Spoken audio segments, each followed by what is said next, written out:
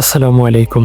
১৪০০ বছর আগে যখন নারীদেরকে জ্যান্ত পুঁতে রাখা হতো, বিজ্ঞান তো দূরের কথা, ছিল না কোনো আইন শৃঙ্খলা, ছিল শুধু কুসংস্কার, অন্ধত্ব আর বর্বরতা।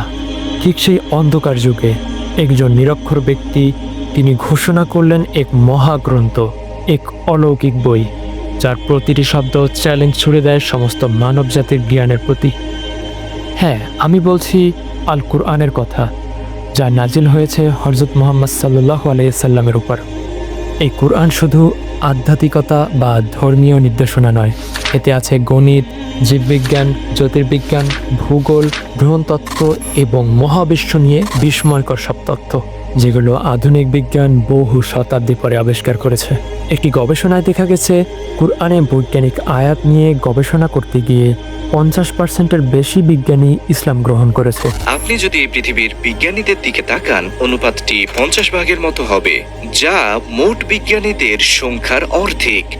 সাম্প্রতিক গবেষণায় আমি দেখেছি তারা ক্ষমতাশীল সত্তায় বিশ্বাসী। কেননা এই কুরআন একমাত্র গ্রন্থ যা মানুষকে শুধু পথ দেখায় না, বরং প্রমাণ করে যে এটি সৃষ্টি হয়েছে এমন এক সত্তার পক্ষ থেকে যিনি সব কিছুই জানেন।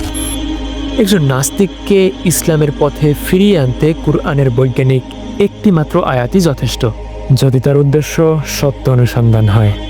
এই অসাধারণ সত্যগুলো মানুষের সামনে তুলে ধরার জন্যই আমাদের এই উদ্যোগ, বৈজ্ঞানিক কুরআন সিরিজ। এই সিরিজে আমরা কুরআনের যেসব আয়াত নিয়ে আলোচনা করব, সেগুলো শুধু বিশ্বাস নয়, বরং প্রমাণ দিয়ে সত্যকে চিনিয়ে দেয়। যেখানে যুক্তি আর ঈমান চলে হাতে হাত রেখে, যেখানে বিজ্ঞান থামে, কুরআনের জ্ঞান সেখান থেকেই শুরু হয়। আপনাকে স্বাগতম বৈজ্ঞানিক কুরআন সিরিজে, যেখানে কুরআনের আলোয় আমরা খুঁজে নেব বিজ্ঞানের আলো। বৈজ্ঞানিক কুরআন সিরিজের পর্বগুলো দেখতে চাইলে সরাসরি আপনারা আমার চ্যানেলে চলে আসবেন, সেখান থেকে প্লে লিস্ট অপশনে ক্লিক করবেন। প্লে লিস্টে চলে গেলেই আপনারা দেখতে পাবেন এখানে বৈজ্ঞানিক কুরআন নামে একটা সিরিজ আছে। আপনারা সিরিজের উপরে ক্লিক করলেই প্রত্যেকটা পর্ব দেখতে পারবেন। আর এছাড়াও ডিসক্রিপশন বক্সে প্লে লিস্টের লিঙ্ক দেওয়া থাকবে।